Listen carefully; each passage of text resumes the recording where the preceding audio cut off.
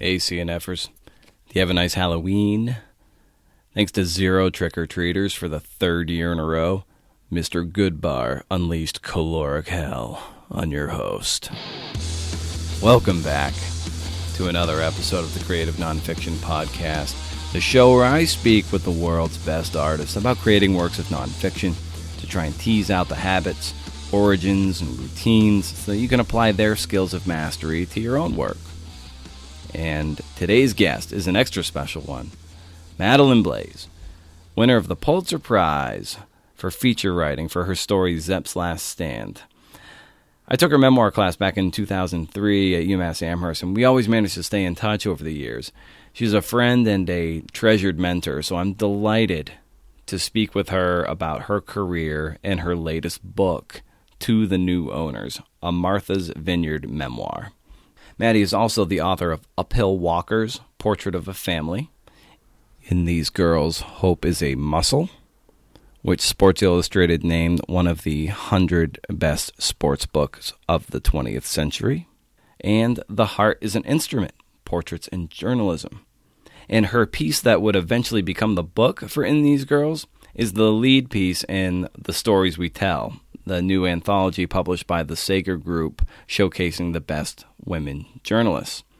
We talk about Maddy's early career and a pivotal moment that pointed her towards feature writing versus hard news, how she likes to cut against the grain when vetting stories, judging for the Pulitzer Prize, and many of the influential books that helped form her self-guided apprenticeship. So why wait any longer? Here's the brilliant Madeleine Blais. Thanks for listening. I guess we should begin at the beginning. I was indeed always bookish, although I want to say that I really didn't learn to read until the middle of the first grade. But once I made that breakthrough, all bets were off. But in my childhood, I grew up in a very small rural town. But I had the great fortune of my house being literally across the street from the public library. So I had access to many books at a very young age, and 2 days a week, Tuesdays and Fridays. So most writers begin as readers. I don't think there's such a thing as a writer who doesn't begin as a reader. So I was lucky at a very young age to have reading be something that I could emphasize in my life very readily. And I do think about what caused me to decide to go into journalism rather than to try to be more of just a writer on my own. But it was it's hard to think of journalism as a practical choice, maybe especially these days, but it seemed more practical. I could get a job at a newspaper, go through the apprenticeship of what it is to work for a paper, and supposedly be paid at least some kind of modest salary, and maybe even get insurance, health insurance, and ideally a week off every year. So I went that route because it seemed like the more, the less fanciful route. But I have always been drawn to true stories. I think even a great novel is a kind of true story, and a great poem has true stories in it. So yeah. I don't see that as sort of genre bound. But I do like, I remember as a kid reading some biographies and liking them. And I also recall that I was never really big on certain kinds of allegories, especially as they involve animals talking. And growing up in a rural town, I had never heard an animal talk, and I guess I just wasn't whimsical enough to think that they could. So I was a much more fact-based kid in some ways. I felt that the world as it is so rich and so interesting to kind of read and think about that I didn't need to posit fantasy worlds to be compelled. Reality was compelling enough. As a little kid, I used to dream that Life magazine would come to my town and find something worth writing about, which is kind of an odd fantasy. But nothing ever happened that was worth writing about, so that didn't occur. Yeah, that kind of underscores a point that some of the greatest journalism that at least that I read is about the people who aren't making the big headlines, so to speak. Like the best stories come from the people whose what was it? When I was talking to Patsy Sims, as she said, like basically the only time they're ever written about in a newspaper is their birth and death notices. Like those people tend to have the most interesting stories. So like having Life magazine, this big magazine, sort of parachute into your little town and maybe write something about you guys sort of underscores what's great about the best literary narrative journalism. I agree that to me the best stories are usually about people who are unsung, or maybe they were at one point quite prominent and then they recede from the news and you go back to them. Yeah. They could be prominent because they accomplished something or because they were part of a news event, and but time has passed and people aren't as they're not thronging them the way they were. In Uphill Walkers, I think I'd emailed you about this point because when I had my sort of ill-begotten trip through the hard news world, that 3-day trip I had at the Daily Daily Gazette in Schenectady, New York, my three-day binge that went totally sour. Like I could never articulate why it just like turned my stomach and I couldn't do it. And you had this great passage in Uphill Walkers that I'm just going to read real quick. And it really echoed how I was feeling that time. And it was where these children's, in your book, their father had been shot or killed at this point, and I returned to the paper with an empty notebook and with the hard-earned realization that although I probably didn't mind interviewing people after a tragedy, I did not want to talk to them as one unfolded, a distinction that might seem trifling, but which led the way for me to confine my efforts to feature stories rather than breaking news. And I was just like, that's it. Like you identified basically the kind of writer I am, but also the kind of writer you were.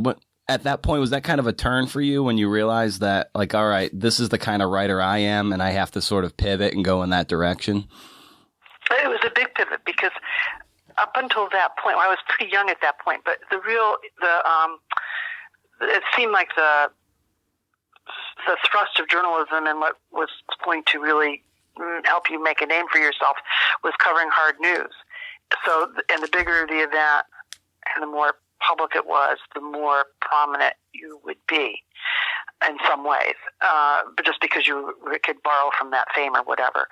But I coming to the realization that I wanted to cover smaller stories or stories that other people were ignoring because it fit much more into something about my personal style was in fact a huge breakthrough. I was going to say that the image I sometimes share with my students in the journalism classes I teach here at the University of Massachusetts is the one from the movie All the President's Men, where there's an aerial shot of, I guess it's probably the Beltway around Washington, it's some circling highway. And you see all this traffic moving in one direction, and you see a car all alone moving in the opposite direction, and then the camera zooms in and you find out that it's Woodward and Bernstein. So what I'm trying to say is that in general, I like the stories that make me feel like I'm going in the opposite direction of other people, or of the main widely agreed upon narrative of what's important to write about.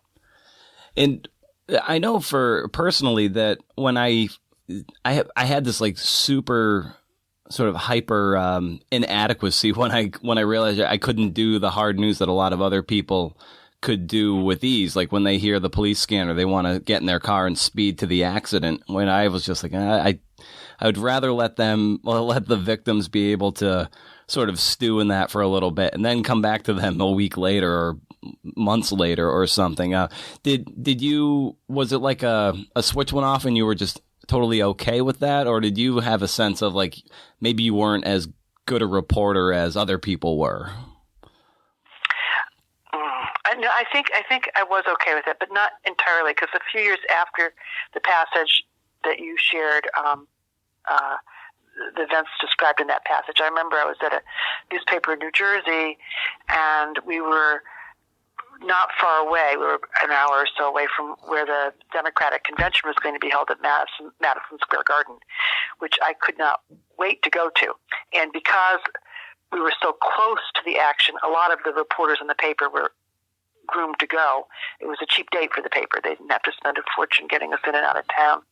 But anyway, I got to the convention, saw thousands of people, and recognized that I did not know how to tell a story about it. I did not know how to take something that big and find a story that I particularly had a gift for telling.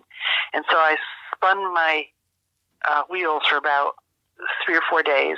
And finally, on the final day of the convention, I said to my editor, would it be all right if I went back and wrote a story after everyone leaves, just about what it's like during the cleanup? And he said, fine. I don't think he had much faith that I'd come up with anything good because I hadn't all week. But when I finally got there at 10 at night and I saw the electricians taking away all the telephones, and I saw the people picking up the debris, and I saw the cops allowing the bums and the whores, as they said, to come back. They had been banished for that week. And I saw people taking up their spots, their normal spots outside the garden, people who were street people who had not, as I say, been allowed in view. I felt a great deal of passion for what I was writing about, and I wrote a piece that began to end with the ending. And I just described that sense of the place coming apart, disappearing. And I realized that I had a story that I wanted to tell. I had a point of view, and I was able to run with it. And that actually helped me also get to my sense of what I wanted to tell in terms of stories, which that was a perfect example of covering the party after it was over. Seemed like a perfectly fine time to cover a party in the aftermath. Yeah, it's like what Gay Talese, him saying, like, I want to write about the tuba player pulling up the rear of the parade. It's kind of that instance where that's the most interesting part, even though it's not the band leader, but that's probably where the cool story is. Well, absolutely, and I'm sure that people have mentioned Sinatra Has a Cold, in which Talese tried to interview Sinatra, who was really cranky because he had a cold, which, of course, if you're a singer and a performer and you have a cold, it's probably 10 times worse than for a normal person. So Talese just talked to everyone around him and created all these scenes based on his interactions with those people, and it's one of the classics of literary journalism that gets taught over and over, and he deserves a shout out for that, to say the least. Another example also is Jimmy Breslin, when he went down to Dallas to cover the aftermath of the Kennedy assassination. Oh, actually, he went to Washington, and so he was, instead of covering the funeral itself, he went to the graveyard and interviewed the person who was being paid the hourly wage to dig the grave for the president. That's right. It's been a while since I read that, but yeah, I remember that piece. Yeah. Classic. Yeah. And so that's another example of what we're talking about here. So how did you end up at the Miami Herald from, you're at the paper in Jersey. Where were the next dots that connected you to Miami? Well, when I was at the paper in New Jersey, and I decided, which it was sort of crazy, to leave the paper without a job lined up. Mm-hmm. And at that point I was, nearing my late 20s. I'd done a ton of features, and I just wasn't sure where I was headed in terms of my writing. And I decided I would try to freelance, which is pretty ludicrous. So I was able to put together an income, which means I could pay my $90 a month for my car, an orange VW Dasher. I was lucky enough to have a low rent in a house in Arlington, Virginia for a while that was owned by a friend who worked at the Washington Post owned it. And she rented out rooms to pay her mortgage. And I had college loans, but I took care of them slowly but surely. And at any rate, I put myself through this fierce personal apprenticeship of reading a lot. And at the same time, I ended up visiting a friend of mine who had moved to Miami to get a job at the Miami News, this friend who later became my husband. And slowly but surely, I was kind of in Miami quite a bit and Washington, D.C. I remember thinking only a starving freelancer could pull this off because I was willing to do things kind of on a thin thread. And so I got to live in Miami before it became the world-class city it is today. It was sort of in a lot of turmoil. And eventually I started doing a lot of work for the Miami Herald's Tropic magazine and moved to Miami and was offered a job there. So I ended up in Miami that way. It was a kind of over the course of a couple of years of commuting back and forth and then moving there.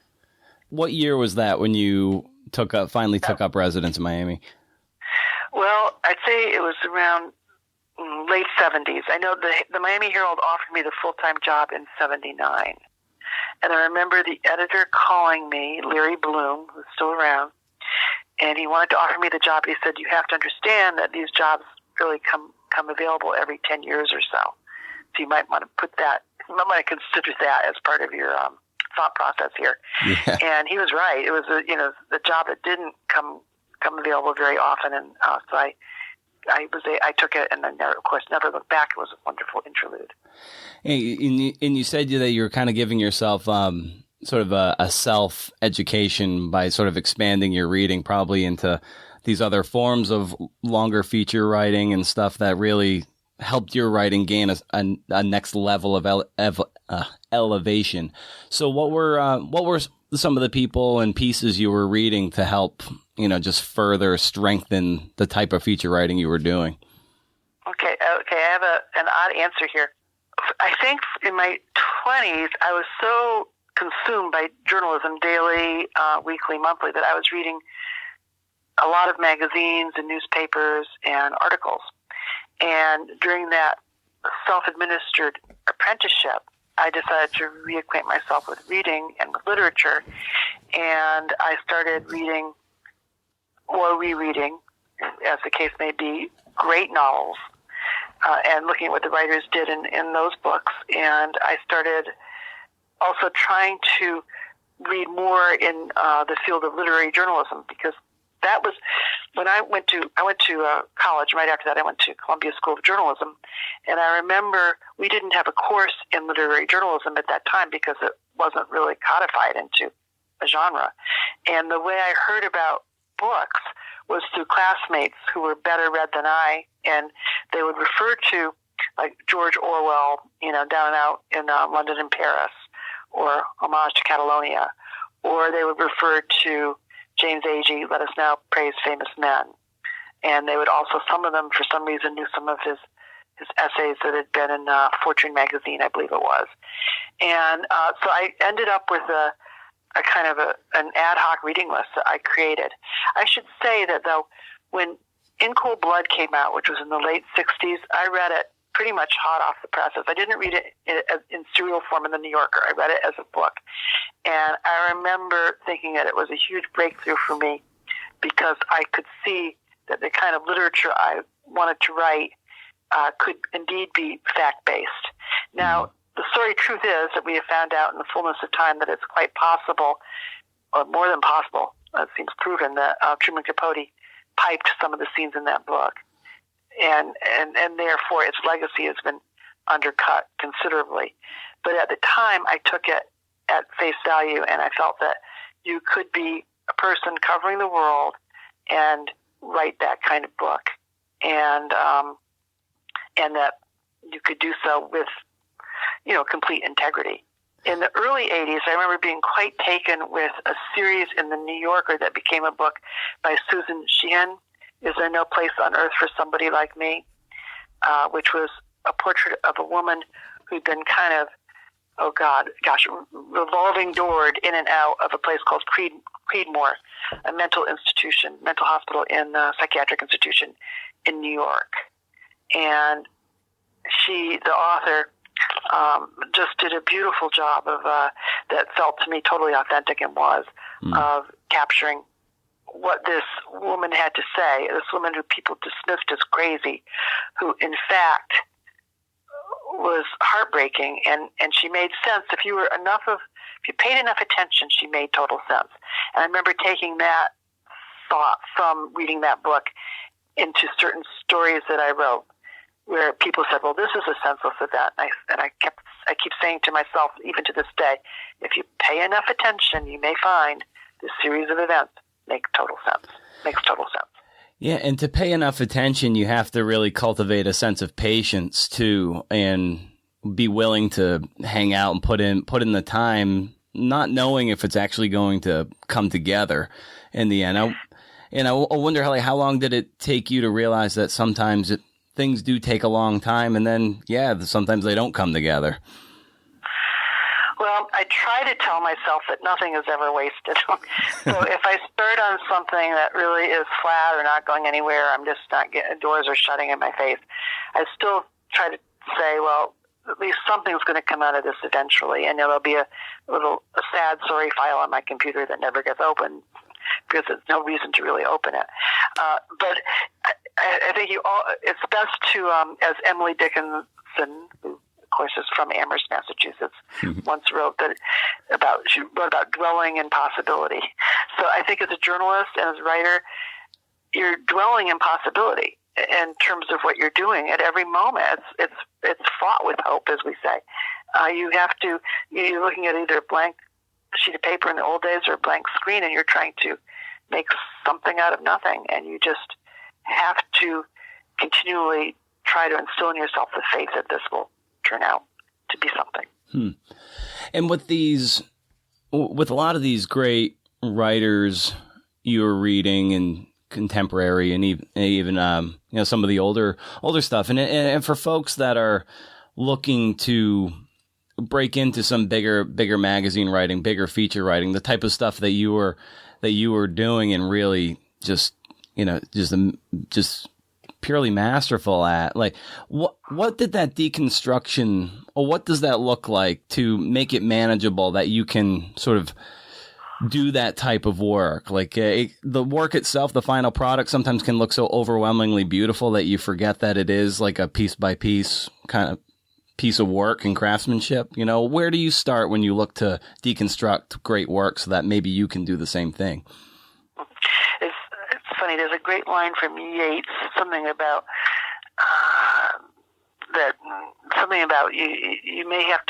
you may label it to be beautiful, but no one should notice it. And if people notice it, all your stitching and unstitching has been for naught.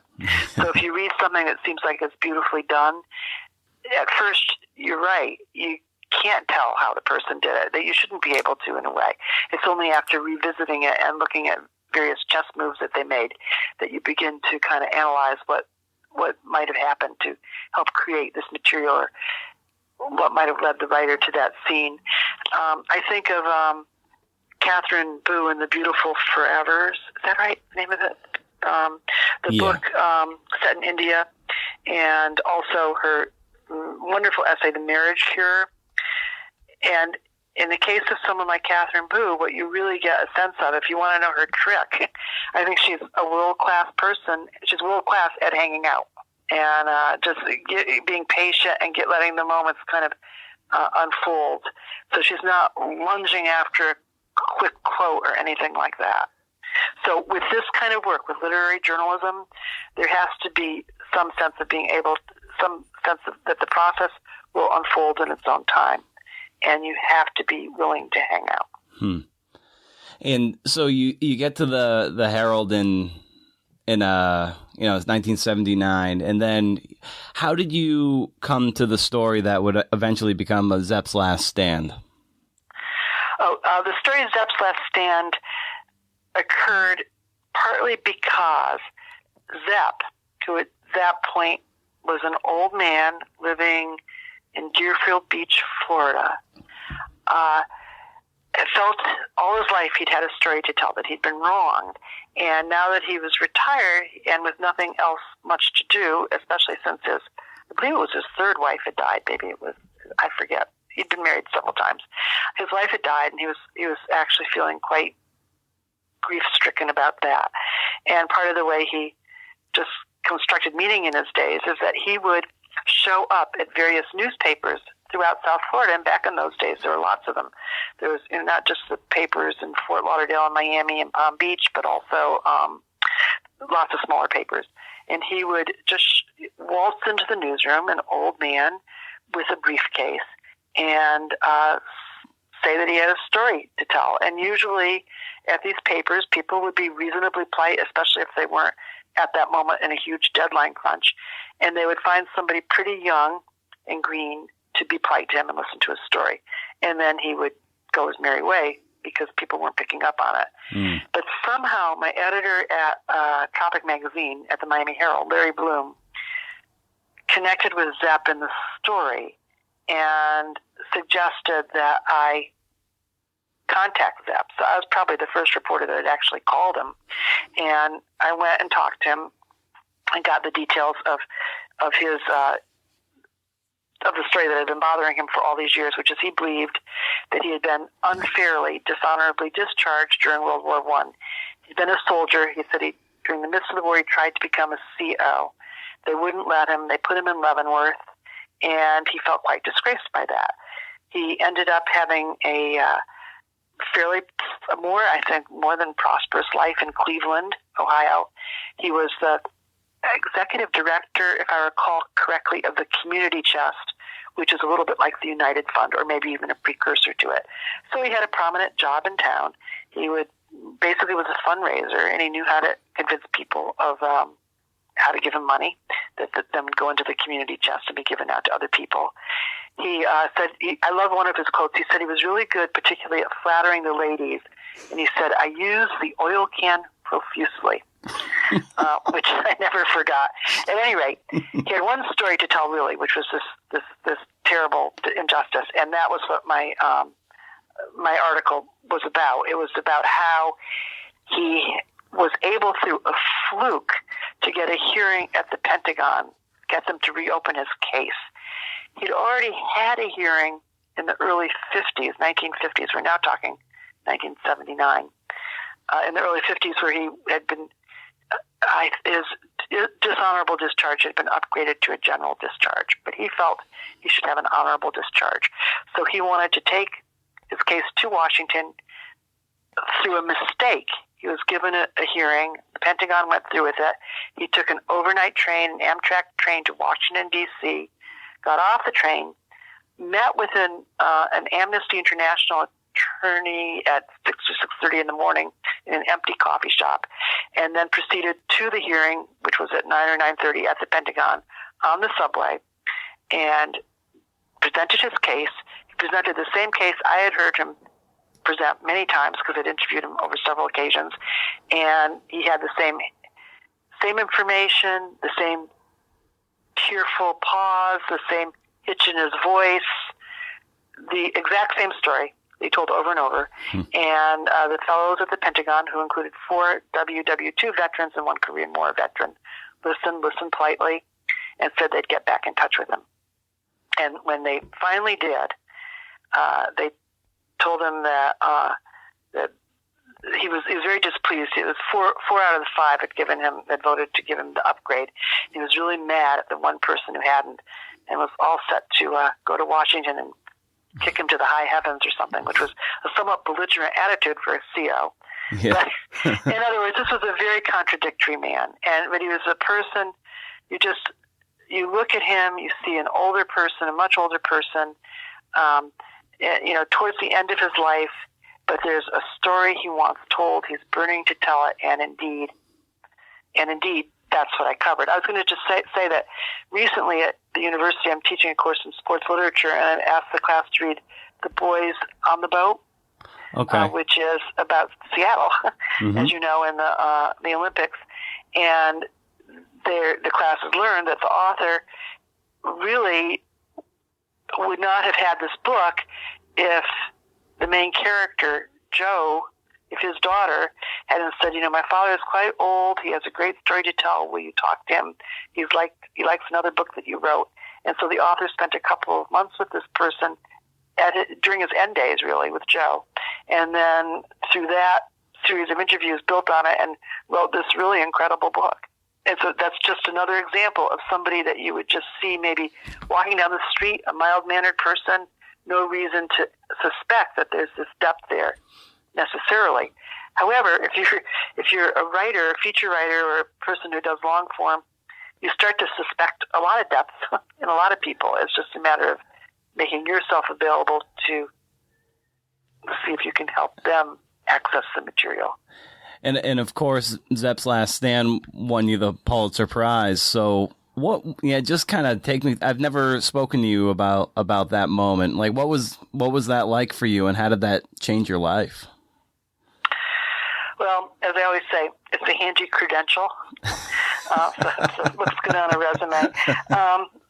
and I also say that you're only as good as your next story. So as great as it was to win a Pulitzer, you still have to pull your weight. It's nothing you can really rest on in this world. But it was a great honor, and it was a surprise. I found out that day, and the reason I found out was in these days, I judged the Pulitzers the past couple of years, and I judged in criticism and in feature writing, which was a great honor and fun to do. And people don't leak they're usually in any category 3 top choices. They actually seem like they don't get leaked at all, but back then there was just leak central. No one was keeping their mouth shut, but somehow I did not know. And I got a phone call from a friend at another paper saying congratulations, and I thought it was a joke. But she worked at a paper where that year was winning several Pulitzers, and so she kind of knew what was on the list. And so that's how I first learned, maybe an hour or two before the actual announcement. Huh. Wow, that's incredible.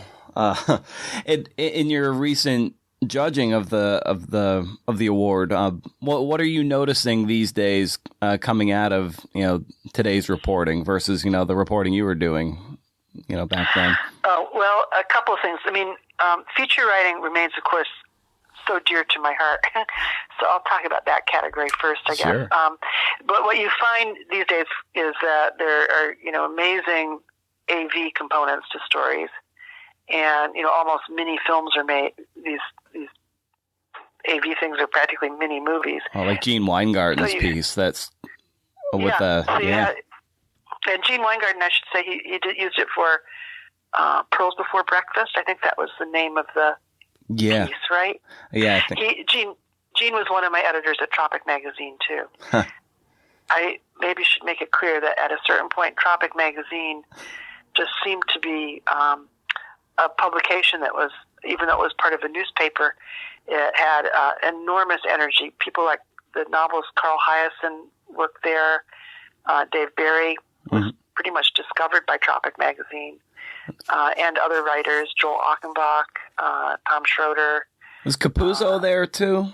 Mike Capuzzo? What's that? Mike Capuzzo, I don't know if he was at the Miami Herald. Okay. And I'm not sure if he was at Tropic. He probably did stories for Tropic. Anyway, the Herald, it's easy to think that the past is always better than the present, and that's not a healthy attitude to take. But the Herald in those days does deserve credit for having somehow, just in general, having been just a great paper. Yeah, so you're saying there were a lot of these now like AV components to these features. Writing. Yeah. When I judged it 2 years ago, I was amazed by the number of entries, and a lot of them were really good. A lot were solid, but they weren't going to necessarily be amongst the finalists. But they say that the classes at Harvard, you could get rid of the entire new freshman class, first year class, and substitute yet another one or another one or another one. There are that many good people out there. Yeah. And at the top of the feature writing category, I can't remember how many entries there were, but it was quite a few. I mean, it was hundreds. But at the top, I would say the top 10 to 20% are really, maybe at least 10% are excellent. And how you then narrow it down is pretty hard. Yeah. Yeah, because it just becomes a matter of taste and really could go to anybody. At that level, at the highest level, it is, you'll find that there are many pieces that don't make the top 3 that are deserving. But what's kind of fun is that you keep those pieces in mind and you find out that they've won other awards. So you know that they're out there, they're being honored, and that's good. Yeah, so they're getting theirs. Yeah. And so at what point did you feel confident in writing, having been a consumer of memoir for a while? At what point did you feel confident that you wanted to write your own? Okay, that's another good question.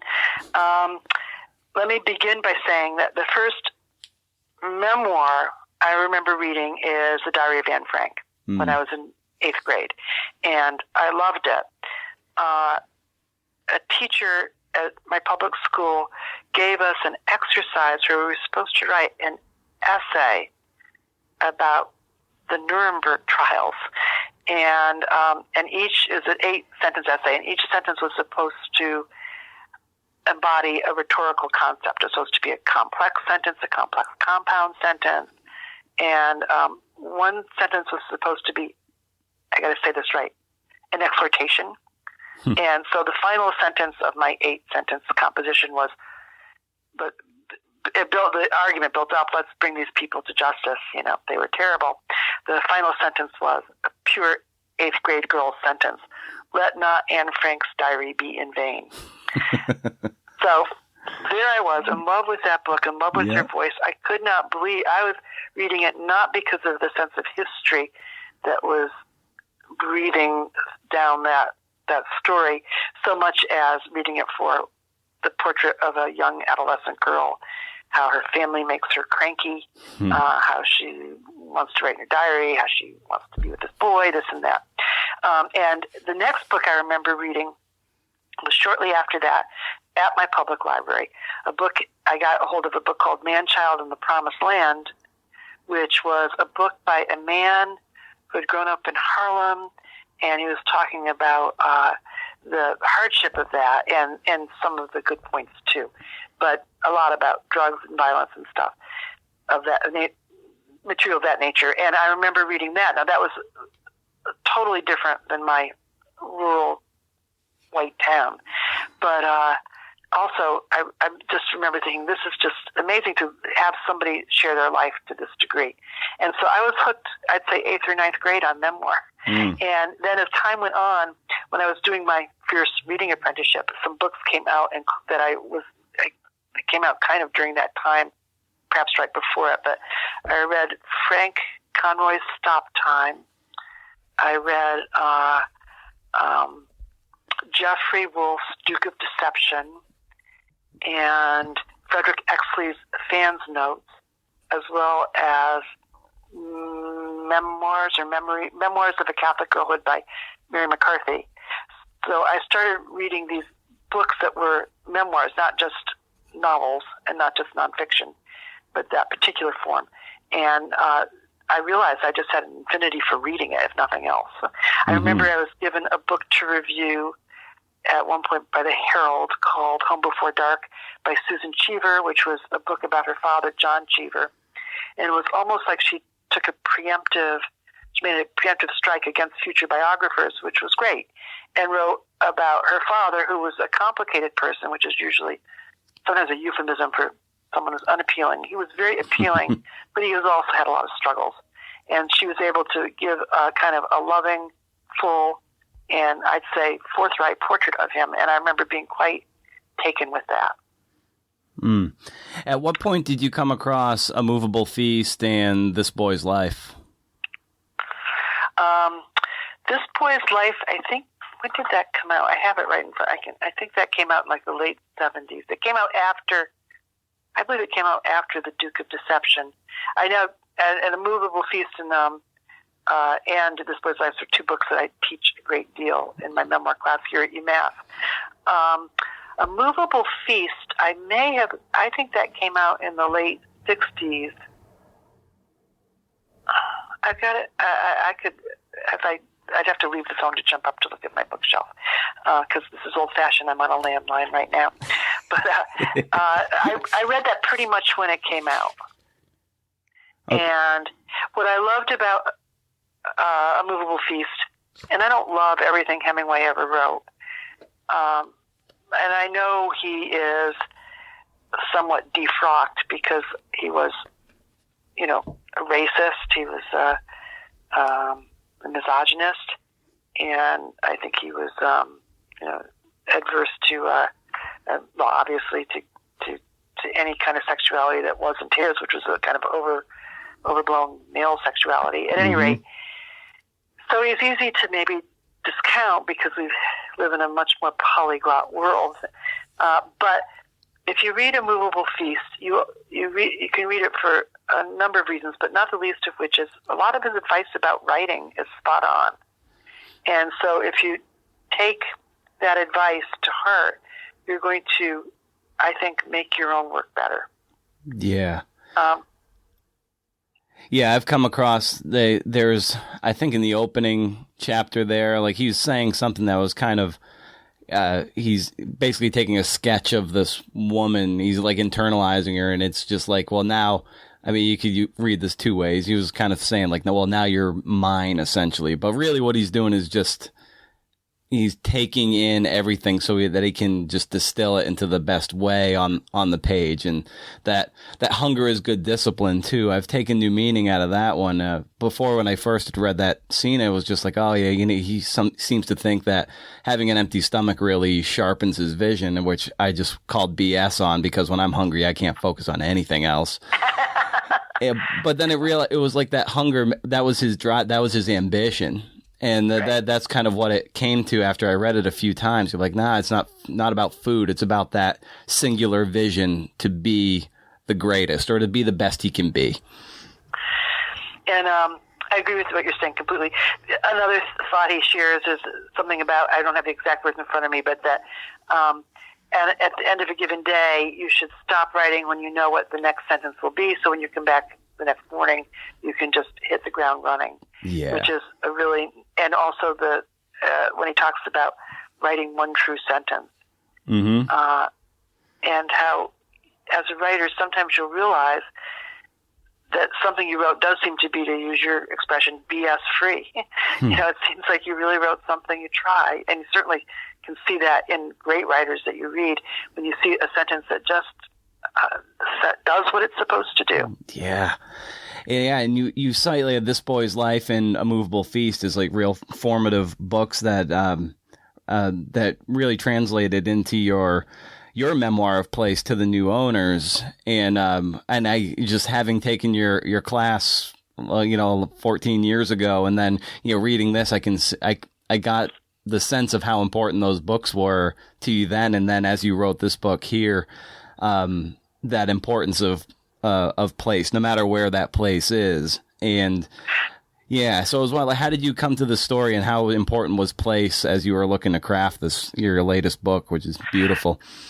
To the New Owners is it's a memoir of a place on one level, and the place is Martha's Vineyard, and a modest house that existed on I would say, an immodest piece of land, in the sense that the land was beautiful, on a pond that led to the Atlantic Ocean.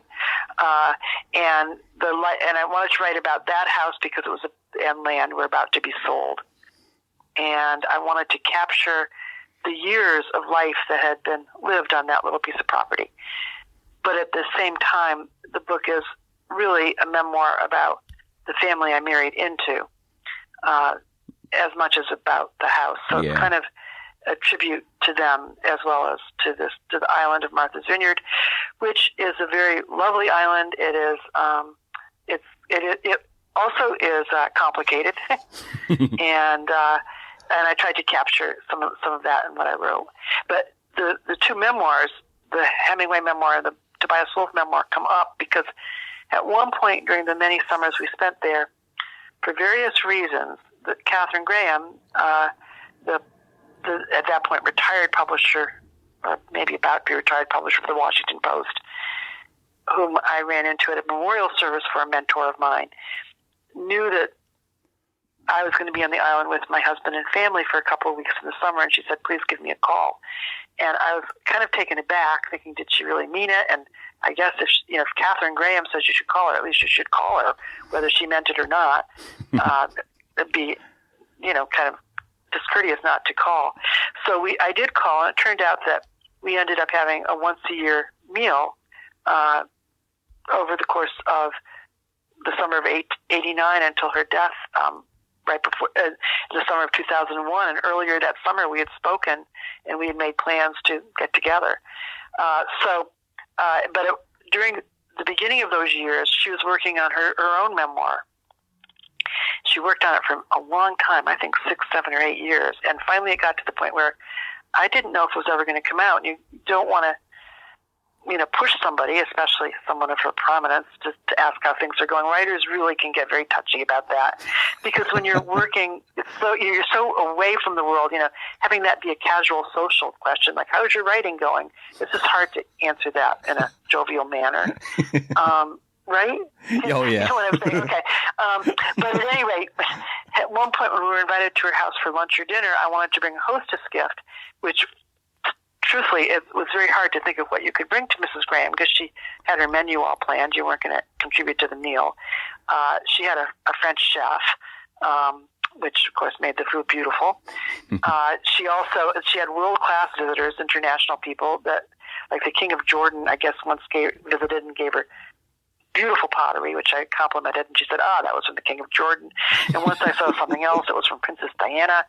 And once I was there, and her cousin came, who was then the senator from Florida, and there was some talk he might be president, so I remembered, note to self, if you can go to Mrs. Graham's with presidential buzz, that's the best hostess gift. Well, I couldn't supply any of those, so what I did was I picked about 4 or 5 memoirs, but the 2 that stand out in my memory were the Hemingway and the Tobias Wolff, to give her, saying, and I gave her a note saying that, in my opinion, that one of the really wonderful things about writing memoir is that it's a genre that you can read in as you are working on your own memoir pieces. I know a lot of writers who work in a genre like, for instance, thriller writing, who won't read other people's thrillers because they're so afraid that they might pick up on something and use it unconsciously that they shouldn't be using because it's not really theirs. Whereas in memoir, it would take a very weird person to plagiarize someone else's life story. So it's not as likely to happen. Yeah. But at any rate, the book, To the New Owners, was partly a book of memory, and as Tobias Wolff says, you tell the best story memory can tell.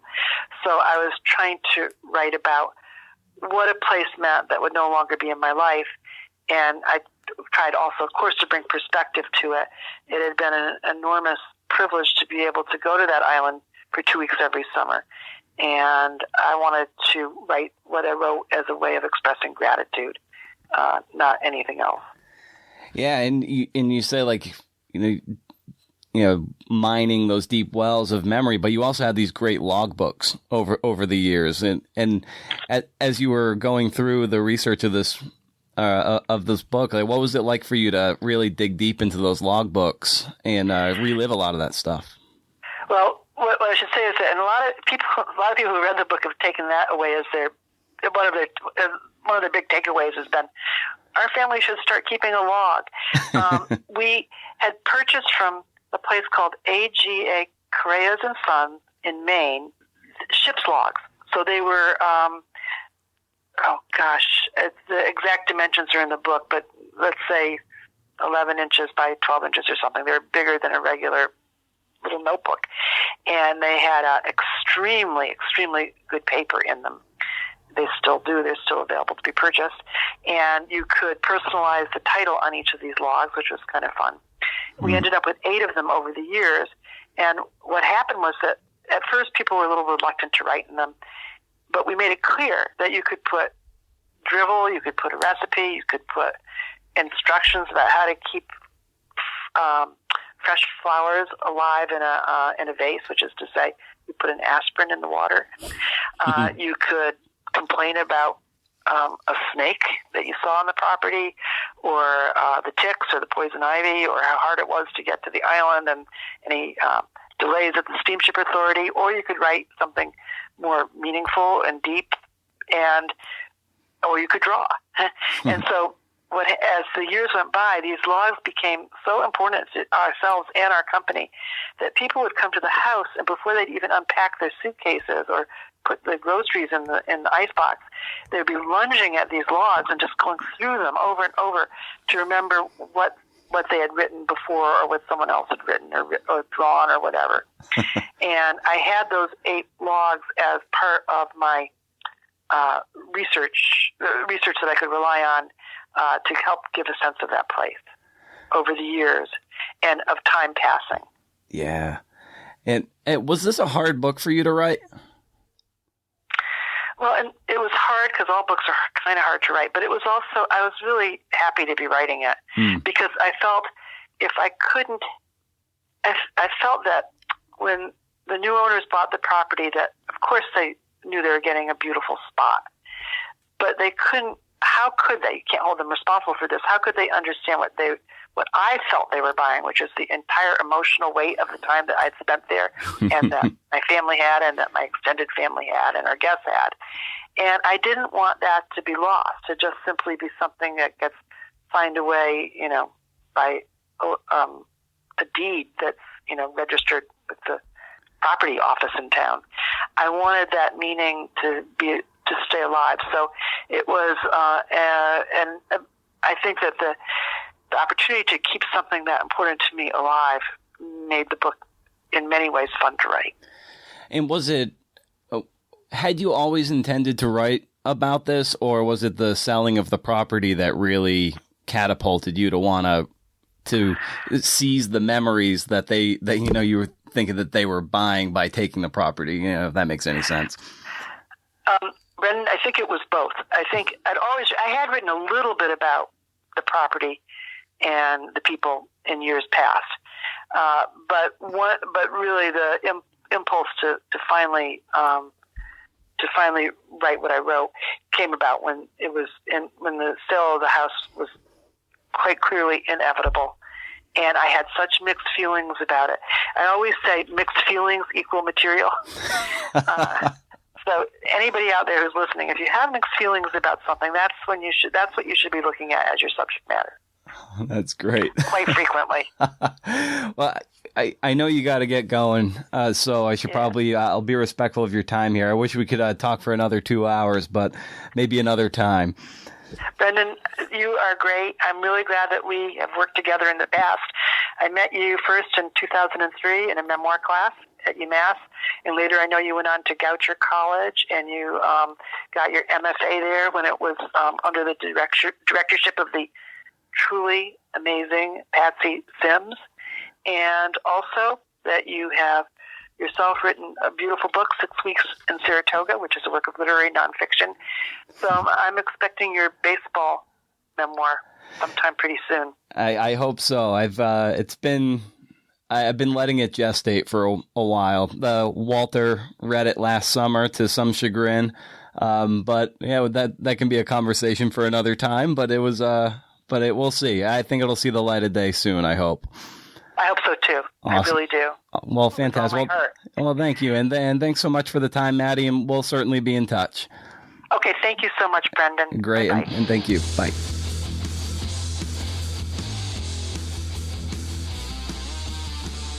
That is a wrap. Thank you to Maddy for the time and the beautiful insights into the craft of literary journalism and memoir. If you've made it this far, you probably dig the show. And if you dig the show, I ask that you leave a nice review on iTunes. Also, you can find show notes to this episode and all the others at brendano'mara.com, where you can also sign up for my monthly newsletter that gives you my book picks for the month and what you may have missed from the world of the podcast. Once a month, no spam, can't beat it. Say hi on Twitter, Matt Brendan O'Mara. That's going to do it. Have a CNF and good week, friends.